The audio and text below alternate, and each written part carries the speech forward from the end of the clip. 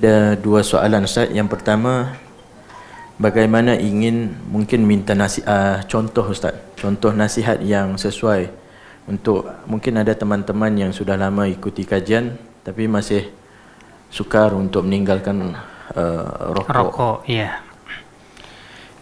Memang Bapak sekalian, untuk meninggalkan sesuatu orang yang sudah candu sulit sekali. Namun tidak layak juga kita untuk terlalu keras terhadap teman kita yang mengakibatkan dia lari. Tapi dakwahilah dengan hikmah. Di sini ada teman kita dari Batam, Pak Edi.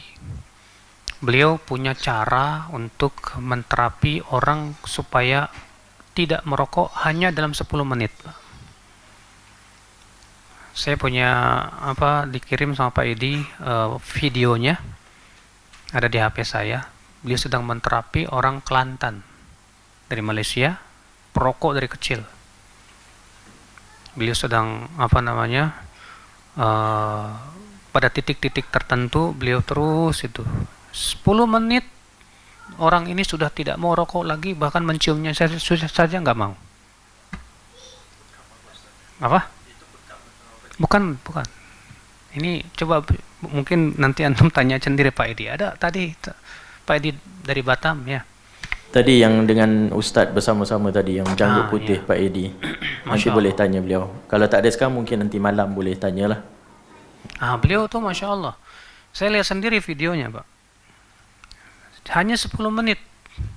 Padahal ini orang sudah candu rokok semenjak kecil. 10 menit dia, dan subhanallah, bahkan mencium itunya saja sudah nggak mau. Ada terapinya rupanya Pak. Alhamdulillah. Mungkin bisa dianjurkan, dijelaskan ke dia bahwa rokok itu, seluruh dokter bersepakat bahwa rokok itu apa? Berbahaya. Seluruh dokter, tak ada perselisihan di antara para dokter. Ahli kesehatan semua sepakat rokok itu berbahaya. Bahkan di Indonesia itu setiap kotak rokok itu ditulisnya apa? Rokok membunuhmu. Itu harus itu. Rokok membunuhmu. Bahkan fatwa para ulama seperti Syekh Utsaimin mengatakan orang yang mati karena merokok maka statusnya mati bunuh diri. Mati bunuh diri. Kenapa? Karena dia yang merusak dirinya sendiri.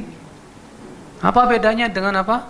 Kalau dia bunuh diri dengan pisau sekali mati. Kalau ini merusaknya sedikit demi sedikit, dia sudah merusak tubuhnya sendiri. Maka kalau ia mati gara-gara rokok, maka matinya bunuh diri sama.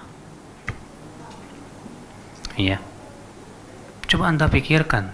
Anda beli satu batang rokok berapa harga di sini? Berapa ringgit?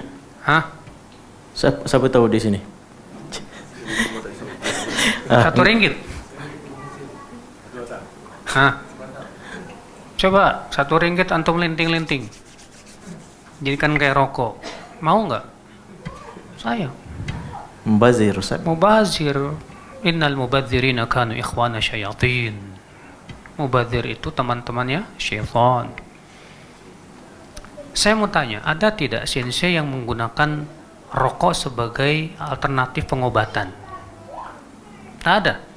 Kalau arak masih dipakai oleh sensei, banyak sebagian sensei Cina itu menggunakan arak karena masih ada manfaatnya, Pak. Dan arak itu haram dalam Islam, padahal ada manfaatnya untuk kesehatan. Rokok tak ada manfaat sama sekali dalam kesehatan. Tidak ada apa manfaatnya. Semua isinya 100% racun. Racun. Ada seorang penyair di Indonesia membuat syair begini. Babi memiliki 30 lebih mudarat sama dengan haram. Arak memiliki lebih dari 40 mudarat sama dengan haram.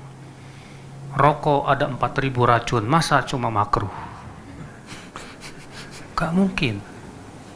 Mikir. Tapi masalahnya yang berfatwanya sambil begini, Pak. Tak mungkin haram. Iya. Subhanallah. Orang yang menggunakan akal sehatnya dan melihat bagaimana alasan-alasan ya akan bahayanya rokok, pasti sudah yakin akan keharamannya. Haram. Nah, mungkin untuk menyembuhkannya butuh waktu. Ya.